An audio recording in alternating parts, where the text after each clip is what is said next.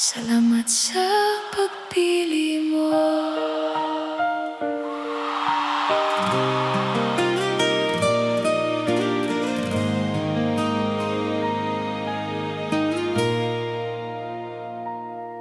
Noong akala ko'y pagod na ang puso at wala nang magtatangkang umunawa,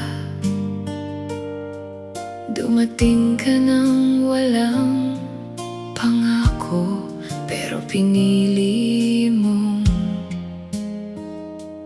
manatili. Hindi mo hinanap ang perpektong ako, ni hindi mo hinusgahan ang kahapon. Tinanggap mo ang mga sugat na dala ko, na para bang hindi ako kailanman naging kulang. Sa bawat araw na magkasama tayo, mas lalo kong naunawaan ang tunay na pagmamahal ay hindi lang nararamdaman, pinipili rin. Salamat sa pagpili mo. Noong akala ko'y wala nang pipili sa'kin,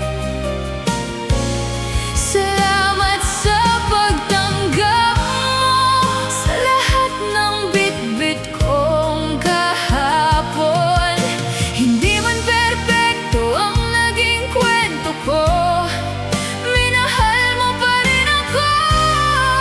Habang buhay kong ipagpapasalamat na minsan ako ang pinili mo. May mga araw na mahirap akong intindihin, may mga gabing tahimik lang ako, pero hindi ka nagsawang manatili at hintayin akong muling umiti. Hindi mo binura ang nakaraan ko, hindi mo rin ipinilit na magbago ako. Bagkus tinuruan mo akong makita na karapat-dapat din pala akong mahalin.